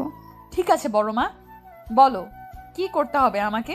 তুই ছোলার ডালটা ধুয়ে প্রেশার কুকারে দিয়ে দে, আমি লুচির জন্য ময়দা মেখে রাখি। বাবু কিছুদিন থেকে লুচি আর ছোলার ডাল খেতে চাইছে, তাই ভাবলাম আজ বাবুর পছন্দের লুচি আর নারকেল দিয়ে ছোলার ডাল করি। ঠিক আছে বড় মা, তাহলে আজকে সকালের নাস্তা একদম জমে ক্ষীর হবে। তোমার হাতে লুচি আর ছোলার ডাল, উফ, এখনই জিভে জল চলে এসে গেছে। হয়েছে হয়েছে, এত আলু দিতে হবে না। অজান্তা আর নাতাশা চৌধুরী রান্না করছে, এমন সময় সেখানে বেলি উপস্থিত হয়। বেলিকে দেখে নাতাশা অজান্তাকে বলল, তুই এখন যা, রেডি হয়ে নে, রান্না প্রায় হয়ে এসেছে, বাকিটা আমি আর বেলি করে নিচ্ছি। ঠিক আছে বড় মা। মম, সকাল সকাল সাজগোজ করে কোথাও যাচ্ছ নাকি? হ্যাঁ বাবু, তোর বিথি আন্টিকে চিনিস না? হ্যাঁ, কি হয়েছে বিথি আন্টির? ও নাকি 2 দিন আগে সিঁড়ি থেকে পড়ে গিয়ে মাথায় পায়ে বাজেভাবে আঘাত পেয়েছে, হসপিটালে ছিল, এখন নাকি একটু সুস্থ, তাই বাড়িতে রেখে ট্রিটমেন্ট করা হচ্ছে। ঠিক আছে, যাও তাহলে, দেখে আসো তোমার বান্ধবীকে। বলছিলাম কি বাবু, তুই কি গাড়ি করে যাবি? না মম, গ্রামে ছোট ছোট রাস্তা, গাড়ি যায় না, বাইকে করে যাব। কেন, কি হয়েছে মম? তোর ড্যাড গাড়ি নিয়ে বেরিয়েছে, এখন আমরা কিভাবে যাব বুঝতে পারছি না। এক কাজ করো মম, বাসে করে চলে যাও। আমিও বাসে করে যাবো ভাবছিলাম, কিন্তু অজান্তা তো বাসে জার্নি করতে পারে না, মেয়েটার মাথা ঘুরে বমি পায়। ওর জন্যই তো, না হলে আমার কোনো সমস্যা ছিল না। অজান্তাও যাবে? বলতেই অঙ্কনের চোখ যায় সিঁড়ি বেয়ে নেমে আসা নববধূর দিকে। ফর্সা গায়ে কালো জামদানি শাড়িটা একদম ফুটে রয়েছে, কোমর পর্যন্ত কোকড়ানো চুলগুলো যেন সমুদ্রের ঢেউ খেলে যাচ্ছে। মুখে নেই কোনো ভারী মেকআপ। মেয়েদের চোখে কাজল দিলে মায়াবী লাগে, কিন্তু এই মেয়ে কখনো কাজল পরে না। চোখে আইলাইনার আর ঠোঁটে সামান্য একটু লিপস্টিক, ব্যাস এতেই যেন তার শ্বাস পরিপূর্ণ হয়ে উঠেছে। অঙ্কনের কাছে মনে হচ্ছে সিঁড়ি দিয়ে ফুটন্ত কোনো গোলাপ নেমে আসে। অঙ্কন অজান্তার দিকে তাকিয়ে হুট করে বলে উঠল, মম, তোমরা বরং আমার বাইকে চলো, আমি তোমাদের ড্রপ করে দিব। অজান্তা এগিয়ে এসে বলল, আমি আপনার সাথে যাব না ব্ল্যাক ডায়মন্ড। অঙ্কন তেড়ে এসে বলল, বেশি পাকনামি করলে একদম গুলি করে মাথার খুলি উড়িয়ে দিব। আমি বাইরে ওয়েট করছি, তাড়াতাড়ি মমকে নিয়ে আয়। অঙ্কন যাওয়ার পানে চেয়ে অজান্তা ব্যঙ্গ করে বলল, একদম গুলি করে খুলি উড়িয়ে দিব। আসিস গুলি করে খুলি উড়িয়ে দিতে, তোর লুঙ্গি পরা ছবি ভাইরাল করে দিব, হা হা হা। বিথি খন্দকার, পেশায় একজন শিক্ষিকা। তার প্রথম স্বামী অ্যাক্সিডেন্ট করে মারা যাওয়ার পর পারিবারিকভাবে রেদওয়ান নামের একজন বিশিষ্ট শিল্পপতির সাথে বিয়ে হয়। রেদওয়ানের প্রথম স্ত্রী একজন মেয়ে রয়েছে। সে একদম দু চোখে বিথিকে সহ্য করতে পারে না। দুদিন আগে বিথি কলেজে যাওয়ার জন্য তাড়াতাড়ি করে সিঁড়ি বেয়ে নামছিল। হঠাৎ করে কোনো পিচ্ছিল জাতীয় কিছুর উপর স্লিপ করে সে পড়ে যায়, যার কারণে মাথায় ও পায়ে আঘাত পায়। বিথির ধারণা কেউ ইচ্ছাকৃতভাবে তাকে আঘাত করার জন্য এই কাজ করেছে। যদিও সে জানে এই কাজ করেছে, তবুও কিছু না বলে মুখ বুজে সবটা সহ্য করে নিয়েছে। বিথি এখন একটু সুস্থ, যার কারণে বাসায় নিয়ে আসা হয়েছে। তুলি নামের এক নার্সকে রাখা হয়েছে তার দেখভালের জন্য। তুলি তাকে মেডিসিন দিচ্ছে। এমন সময় কলিং বেল বেজে ওঠে। কলিং বেলের আওয়াজ শুনে বিথি বলল, নিশ্চয় কাজের মেয়েটা এসেছে। বিথি উঠতে গেলে তুলি বলল, আরে আরে ম্যাম, আপনি উঠছেন কেন? এখনো পরিপূর্ণভাবে সুস্থ হননি আপনি। আপনি শুয়ে থাকুন, আমি গিয়ে দেখছি কে এসেছে। তোমাকে রাখা হয়েছে আমার দেখভালের জন্য, তুমি বাসার কাজ করবে, এটা কেমন দেখায়? দেখুন ম্যাম, মানুষ মানুষের জন্য। আমি যদি এইটুকু আপনার জন্য না করতে পারি তাহলে কেমন মানুষ আমি? ঠিক আছে, তাহলে এই খাবারটাও নিয়ে যাও, আমি আর খেতে পারছি না। তুমি বরং খাবারটা বাহিরে ডাস্টবিনে ফেলে দাও, না হলে রেদওয়ান এসে বকাঝকা করবে। কেন খাবার না খেয়ে রেখে দিয়েছি এজন্য। ঠিক আছে ম্যাম। তুলি এক হাতে খাবার প্লেট নিয়ে অন্য হাতে দরজা খুলে নাতাশা চৌধুরীকে দেখা মাত্রই চমকে ওঠে, যার ফলে তার হাতে রাখা খাবারের প্লেট নিচে পড়ে যায়। তুলি এক হাতে খাবারের প্লেট নিয়ে অন্য হাতে দরজা খুলে নাতাশা চৌধুরীকে দেখা মাত্রই চমকে ওঠে, যার ফলে তার হাতে রাখা খাবারের প্লেট নিচে পড়ে যায়। নাতাশা চৌধুরী অবাক হয়ে জিজ্ঞেস করল, এ কি মেয়ে, কি হলো তোমার? আমাকে দেখে এভাবে চমকে উঠলে কেন? চিনো আমাকে? তুলি তৎক্ষণাৎ নাতাশা চৌধুরীর পা জড়িয়ে ধরে বলল, আমাকে আপনি ক্ষমা করে দিন ম্যাম, আমি আপনার সাথে অনেক বড় অন্যায় করেছি, কিন্তু কথায় আছে না, পাপ কখনো বাপকেও ছাড়ে না। আমার ক্ষেত্রেও সেরকমই হয়েছে। কখন যে আমার করা ক্ষুদ্র ক্ষুদ্র অন্যায়গুলো ধীরে ধীরে পাহাড় সমতুল্য হয়ে গিয়েছিল আমি টেরও পাইনি। আমার করা পাপের ফল আমার সন্তানেরা ভোগ করছে। এক মায়ের মুখে হাসি ফুটাতে গিয়ে অন্য মায়ের মুখে হাসি কেড়ে নেওয়ার জন্য সৃষ্টিকর্তা আমার নিজের মুখের হাসি কেড়ে নিয়েছে। জানি আমার অপরাধের কোনো ক্ষমা হবে না, তবুও ম্যাম পারলে আমাকে ক্ষমা করে দিবেন। এতগুলো বছর আমি শান্তিতে ঘুমাতে পারিনি। আমার করা অন্যায় আমাকে ঘুমাতে দেয়নি, প্রতিনিয়ত আমাকে কুরে কুরে খাচ্ছিল। অবশেষে আজ আপনার দেখা পেলাম, প্লিজ আমাকে ক্ষমা করবেন ম্যাম। নাতাশা চৌধুরী পা ছাড়িয়ে বললেন, আরে আরে, কি করছো কি তুমি? কি আবল তাবল বকছো? তাছাড়া আমি তোমাকে চিনিও না। তোমার হয়তো কোথাও ভুল হচ্ছে। আমার জানা মতে তুমি আমার কোনো ক্ষতি করনি। তুমি হয়তো অন্য কারোর সাথে আমাকে গুলিয়ে ফেলছো। আমি সেই পাপী যে কিনা একজন মায়ের থেকে তার সন্তান কেড়ে নিয়েছিলাম। হ্যাঁ, আমি আপনার মেয়েকে আপনার থেকে কেড়ে নিয়েছিলাম। তার মানে আমি ঠিক ছিলাম, আমি সেদিন মৃত সন্তানের জন্ম দেইনি। হ্যাঁ ম্যাম, 5 বছর ধরে আমার কাজিন নিঃসন্তান ছিল। শুধুমাত্র একটা সন্তানের জন্য প্রতিনিয়ত শ্বশুরবাড়ির সবার কাছে নির্যাতনের শিকার হতো। এমনকি ওর স্বামী ওকে ডিভোর্স দিতে চেয়েছিল।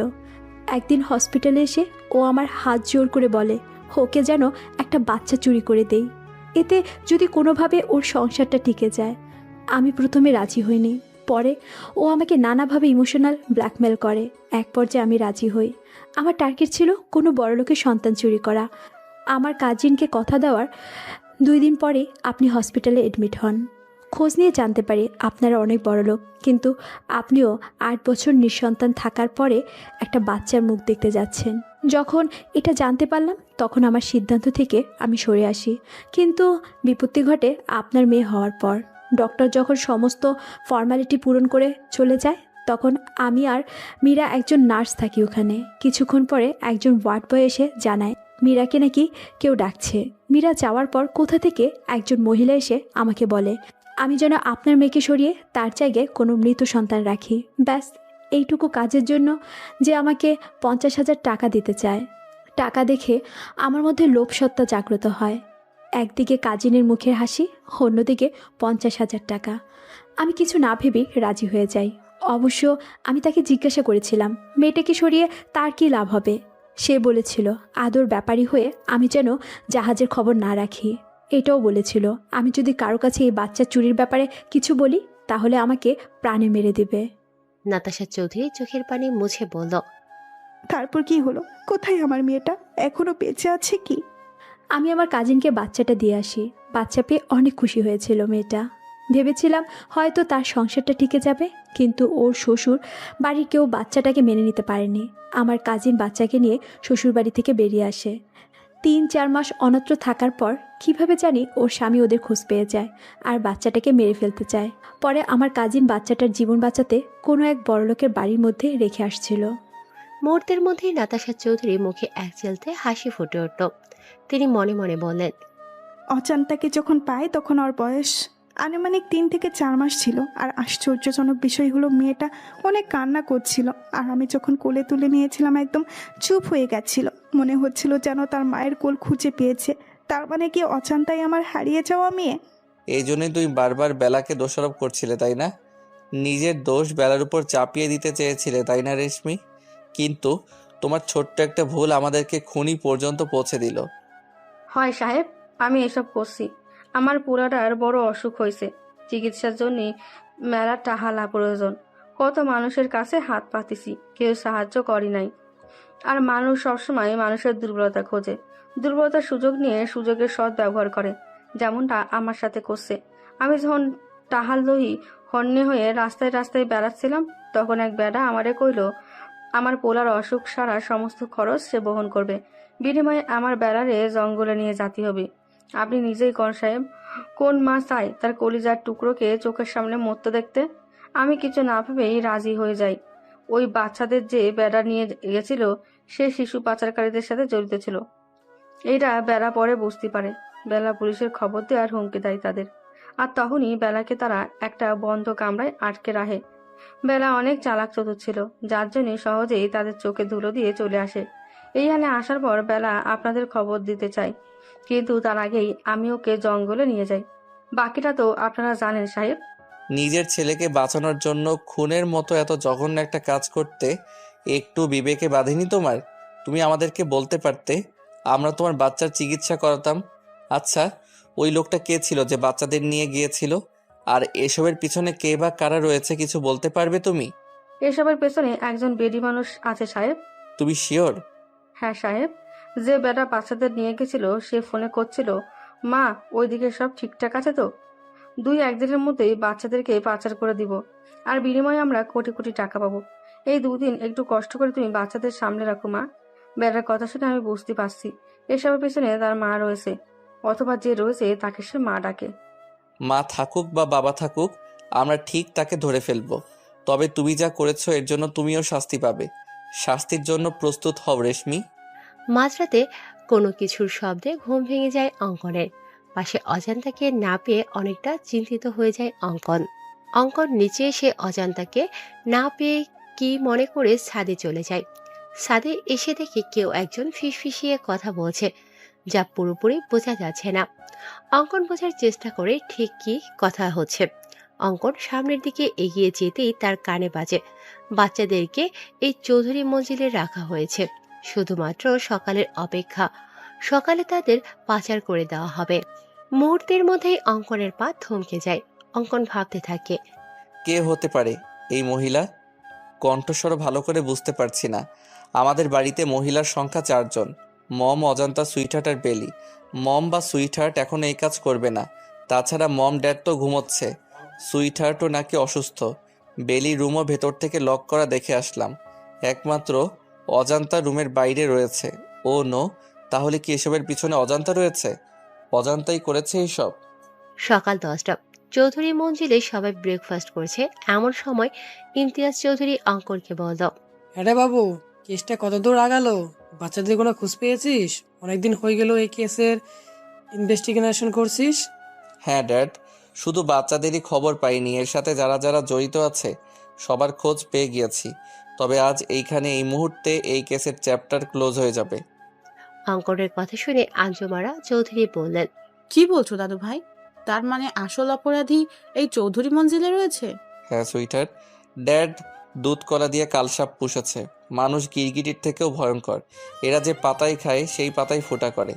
মানুষকে বিশ্বাস করার থেকে কুকুরকে বিশ্বাস করা ভালো, কারণ মানুষ বিশ্বাসঘাতকতা করলেও কুকুর কখনো বিশ্বাসঘাতকতা করবে না। অঙ্কনের কথার আগামাথা বুঝতে না পেরে নাতাশা চৌধুরী বলেন, তুই ঠিক কি বলতে চাইছিস বাবু? একটু ক্লিয়ার করে বল তো। মানছি তুই একজন সিআইডি অফিসার, তাই বলে তুই বাড়ির লোকদের সন্দেহ করছিস? আমাদেরকে তোর অপরাধী মনে হয়? মম, তুমি খুব ভালো করে জানো আমি কখনো প্রমাণ ছাড়া কথা বলি না। আমি যখন বলেছি আসল অপরাধী এই বাড়িতে রয়েছে, তার মানে নিশ্চয়ই প্রমাণ সঙ্গে করে নিয়ে এসেছি। তাহলে বলছিস না কেন?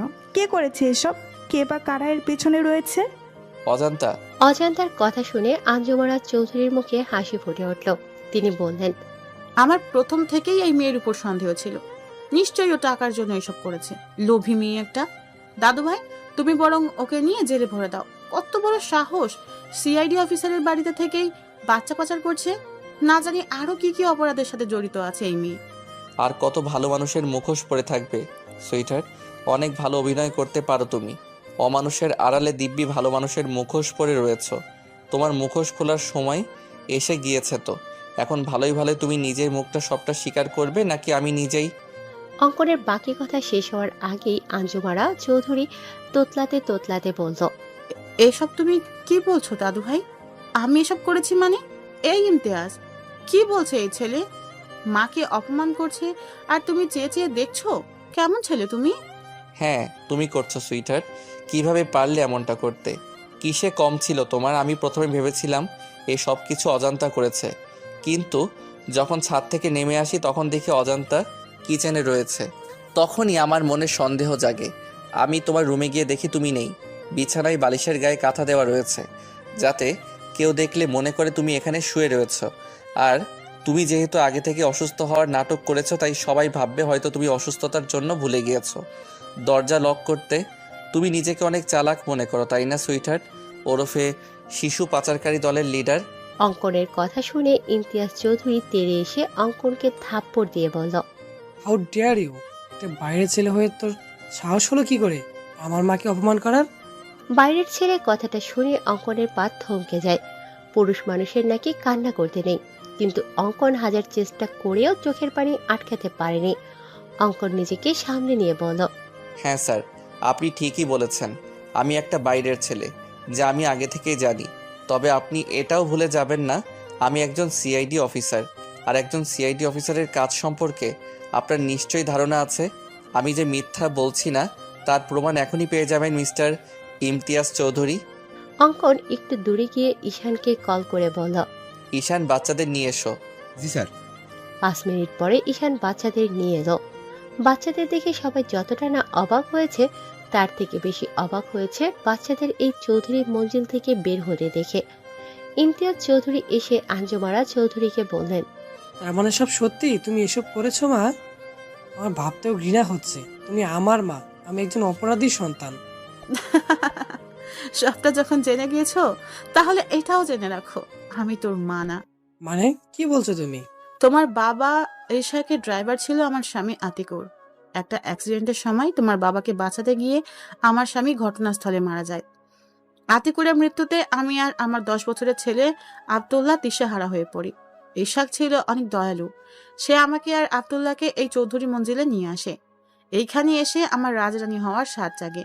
তোমার মাকে দু চোখের বিষ মনে হতো আমার।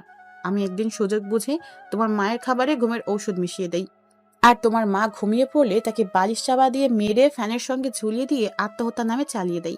আর বুদ্ধি করে তোমার মায়ের হাতের লেখা নকল করে একটা সুইসাইড নোট লিখে রাখি যে আমার মৃত্যুর জন্য কেউ দায়ী নয়। আমার স্বামীর কাছে আমার একটা অনুরোধ, আমার যেন পোস্টমর্টম করা না হয়। ব্যাস, বোকা এশাক তার প্রিয়তমা স্ত্রীর কথা রাখতে গিয়ে জানতেও চায়নি তার স্ত্রীর মৃত্যু কিভাবে হয়েছে। প্রিয়তমা স্ত্রীকে হারিয়ে ইশাক অনেক ভেঙে পড়ে। আমি সেই সুযোগটা কাজে লাগিয়ে দিলাম। আমি তাকে নানাভাবে বোঝানোর চেষ্টা করলাম সে যেন সব ভুলে নতুন জীবন শুরু করে। তুমি তখন খুব ছোট। ইশাককে বললাম তোমার জন্য একটা মা প্রয়োজন, না হলে তুমি মানুষের মতো মানুষ হতে পারবে না। এতে ইশাক রাজি হয় না। ইশাক বলে দ্বিতীয় কোনো নারীকে তার জীবনে গ্রহণ করবে না। সে একাই তোমাকে বাবা মায়ের স্নেহে ভালোবাসা দিয়ে বড় করবে।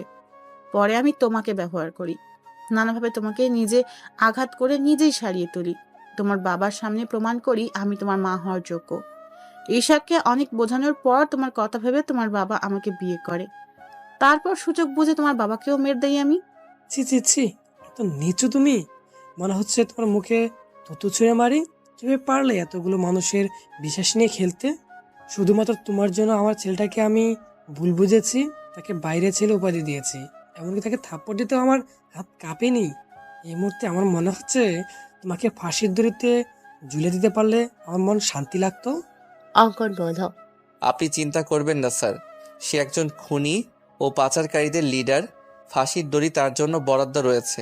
ও সুইটার, একটা কথা বলতে ভুলে গিয়েছিলাম, তুমি একা ফাঁসির দড়িতে ঝুলবে না। তোমার আদরের ছেলে আব্দুল্লাহ, যার জন্য এত কিছু করেছো তুমি, সে আব্দুল্লাহও তোমার সাথে ফাঁসির দড়িতে ঝুলবে। আমি আমার দোষ স্বীকার করে নিয়েছি। প্লিজ আমার ছেলেটাকে ছেড়ে দাও। ও তো কোনো খুন করেনি, ও শুধু আমার সঙ্গ দিয়েছে। ওকে প্লিজ ছেড়ে দাও। কেউ ছাড়া পাবে না। তুমি না মা? কেমন মা তুমি? মায়েরা সন্তানদের সঠিক শিক্ষা দেয়, আর তুমি নিজের হাতে অপরাধী তৈরি করছো। অপরাধ করার আগে তোমার ভাবা উচিত ছিল এর ফল কেমন হবে। এখন যাও, 14 শিকের মধ্যে গিয়ে মা ছেলে মিলে কোটি কোটি টাকার হিসাব করো। চলো সুইটার। 1 মিনিট দাদু ভাই, জীবনে কখনো ভালো কাজ করিনি আমি। পাপের সাগরে ডুবে থেকেছি, আর তার ফলস্বরূপ ফাঁসির দড়ি আমার অপেক্ষা করছে। জীবনের এই অন্তিম সময়ে এসে অন্তত একটা ভালো কাজ করে যেতে চাই। নাটক না করে যা বলার তাড়াতাড়ি বলো। আঞ্জুমারা চৌধুরী নাতাশার কাছে এসে পা জড়িয়ে ধরে বলল, আমাকে তুমি ক্ষমা করে দিও। আমি তোমার জীবন থেকে সমস্ত সুখ কেড়ে নিয়েছি। নাতাশা চৌধুরী পা ছাড়িয়ে নিয়ে বললেন, নাটক বন্ধ করুন প্লিজ। বাবু, এই মহিলাকে নিয়ে যা, আমার সহ্য হচ্ছে না এই মহিলাকে। চলে তো আমি যাবই বৌমা, তবে যাওয়ার আগে একটা কথা বলতে চাই। হ্যাঁ বলুন, আর কি কি চমক দেওয়ার বাকি আছে? এমনিতেই অনেক চমকপ্রদ কথা শুনিয়েছেন, আর কিছু শোনার ইচ্ছে হচ্ছে না। তবুও শেষ ইচ্ছে বলে কথা, বলুন কি বলতে চান।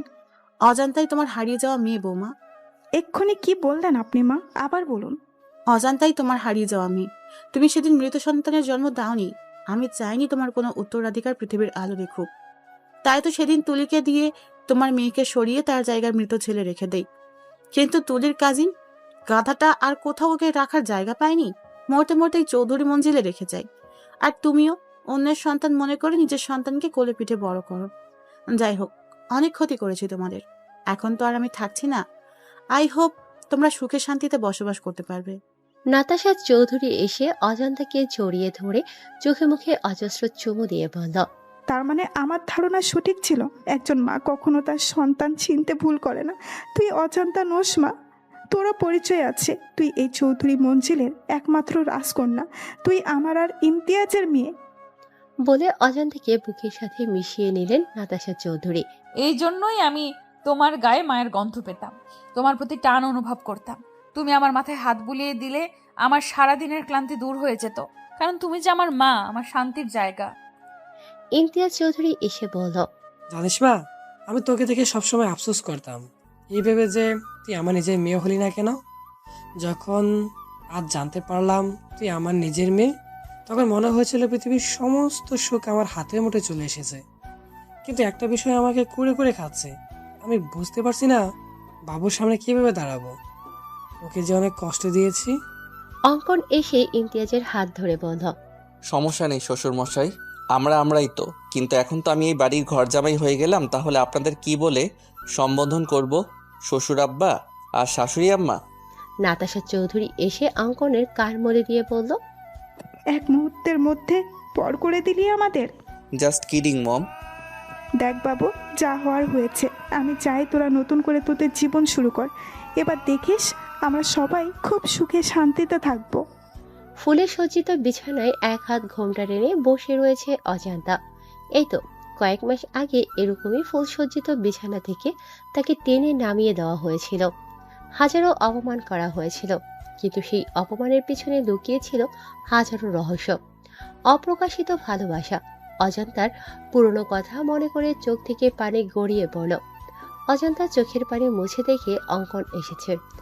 আমি তো এই বাড়ির ঘর জামাই হয়ে গিয়েছি রে অজান্তা। এখন সবকিছু তোর রাজত্বে চলে গেছে। তোর ঘর, তোর বিছানা, তোর বর। এখন তোর যা ইচ্ছা কর, আমি কিছুই বলবো না। ড্রামা শুধু আমি করতে পারি না, আপনিও খুব ভালো ড্রামা করতে পারেন অঙ্কন ভাই।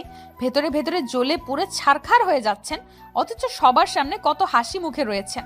খুব কষ্ট পেয়েছেন আপনি সত্যিটা জানার পর, তাই না অঙ্কন ভাই? আমি স্পষ্ট লক্ষ্য করেছিলাম যখন বাবা আপনাকে বাইরের ছেলে বলেছিল আপনার চোখের পানি মুছতে। এতে কষ্ট পাওয়ার কি আছে অজান্তা? আমি আগে থেকে জানতাম আমি এই পরিবারের কেউ না। কিন্তু কিভাবে? আমার ডিএনএ টেস্ট করিয়েছিলাম, কিন্তু মম বা ড্যাড কারো সাথে ম্যাচ করেনি। সেদিন থেকেই আমি শিওর ছিলাম আমি তাদের সন্তান না। কিন্তু আমি জানতাম না আমার আসল পরিচয় কি, আমার আসল বাবা মা কে। প্রথম যেদিন আমি কুসুমপুর এতিমখানায় যাই, সেদিন আমার আসল পরিচয় জানতে পারি। রহমত দাদু অনেক দিন ধরে এতিমখানায় রয়েছে। তিনি আমাকে দেখে আমার পরিচয় জানতে চান। আমি সব কিছু বলার পর তিনি বললেন, তুমি তাহলে সেই অঙ্কন? কত বড় হয়ে গেছো। এতটুকু একটা বাচ্চা ছেলে দেখেছিলাম, আর আজ সে একজন নামকরা সিআইডি অফিসার। ব্যাস, দাদুর কথা শুনে আমার সন্দেহ বেড়ে যায়। আমি আমার নিজের ইনভেস্টিগেশনের কাজে লেগে পড়ি। খোঁজ নিয়ে জানতে পারি আমার মা জমিদার বংশের মেয়ে ছিল। তাদের বংশে প্রেম করা বা প্রেম করে বিয়ে করা নিষিদ্ধ ছিল। কিন্তু একবার কারো যদি প্রেমের বইটা খুলে যায়, তাহলে প্রেম সাগরে ডুবে মরা ছাড়া আর কোনো উপায় থাকে না। ঠিক তেমনই হয়েছিল আমার মায়ের সাথে। নানু ভাইয়ের মায়ের বিয়ে ঠিক করে এলাকার চেয়ারম্যানের ছেলের সাথে। মা বিয়ের আসর থেকে পালিয়ে বাবাকে বিয়ে করে। এতে নানু ভাই আম্মুকে ত্যায্য করে দেয়। বিয়ের পর ভুলেও একটা বারের জন্য হলেও কোনো খোঁজ করেনি মায়ের। আমার বাবা একজন সেনা সদস্য ছিলেন। আমার জন্মের কয়েক বছর পরে একটা অ্যাক্সিডেন্টে আমার বাবা মা মারা যায়, কিন্তু সেটা আদৌ অ্যাক্সিডেন্ট না খুন ছিল জানা যায়নি। এমনকি আমার চাচারা আমার বাবা মায়ের মৃত্যুর খবর কেউ আমার নানু বাড়িতে জানায়নি। বাবা মায়ের মৃত্যুর পর চাচারা আমাদের সব সম্পত্তি হাতিয়ে নিয়ে আমাকে এতিমখানায় রেখে আসে। তারপর মম ড্যাড আমাকে এই চৌধুরী মঞ্জিলে নিয়ে আসে। অবশ্য তারা আমাকে দত্তক নিতে চেয়েছিল, কিন্তু সুইটহার্ট নিতে দেয়নি। সুইটহার্ট চাইনি চৌধুরী মঞ্জিলে কোনো উত্তরাধিকার আসুক। সে চেয়েছিল সমস্ত সম্পত্তির মালিক হবে তার ছেলে আবদুল্লাহ। এই জন্যই সুইটহার্ট তোকে ও নার্সকে টাকা দিয়ে সরিয়ে দেয়। ব্যাস, না থাকলো বাস আর না বাজলো বাসি। মোটামুটি সব প্রশ্নের উত্তর পেয়ে গিয়েছি, শুধুমাত্র একটা প্রশ্নের উত্তর ছাড়া। কি প্রশ্ন শুনি? এবাড়ির ঘর জামাই সদা প্রস্তুত আছে তার বউয়ের প্রশ্নের উত্তর দিতে। এখন ঝটপট প্রশ্ন করো দেখি। আমাকে ভালোবাসেন? হ্যাঁ, আমার জীবনের থেকেও বেশি। তাই তো দূরে দূরে রেখেছিলাম তোকে। যেদিন আমি বিডিতে ফিরে প্রথম তোকে দেখি, সেদিনই আমার প্রেমের বইটা খুলে যায়। আস্তে আস্তে প্রেম সাগরে ডুবে যেতে থাকি আমি, কিন্তু আমার এই অনিশ্চিত জীবনের সাথে তোকে জড়াতে চাইনি। ভালোই যখন বাসেন, তাহলে চুক্তির বিয়ে কেন করলেন? সুইটহার্টের কথায়, তবে সেই কন্ট্রাক্ট পেপার ছিল নকল, আর আসল পেপার আমার কাছে রয়েছে, যাতে আমি বা তুই আমরা দুজনের একজনও সাইন করিনি। তাই আমাদের কন্ট্রাক্ট ম্যারেজও হয়নি। দেখ অজান্তা, অনেক হয়েছে পুরনো কথা। আমি আর পুরনো কথা মনে করতে চাই না। প্রথমবার বাসরাত হেলায় অবহেলায় কাটিয়েছি, তাই আমি চাচ্ছি না এইবারও এমনটা হোক। আমি চাই আমাদের এই রাতটা চিরস্মরণীয় হয়ে থাকুক। আজ থেকে নতুন জীবনের সূচনা হলো আমাদের একসাথে পথ চলা শুরু হলো। বিশ্বাস কর, অনেক ভালোবাসবো তোকে, আদরে আদরে ভরিয়ে দিব। আমি বেঁচে থাকতে তোর চোখে কখনো পানি আসতে দিব না। অজান্তা এসে অঙ্কনকে জড়িয়ে ধরে বলল। I love you more than my life. অঙ্কনও অজান্তাকে জড়িয়ে ধরে কপালে চুমু দিয়ে বলল। আমার প্রেমের তরি বয়ে চলে, তোমার প্রেমের বইটা ধরে জারে নাইয়া যেদিক খুশি বীরদের পাল তোলে। বড্ড প্রেম পাগল হয়েছে আমি, বুঝিনি গো কখনো আমার প্রেমের বইটা গেছে খুলে।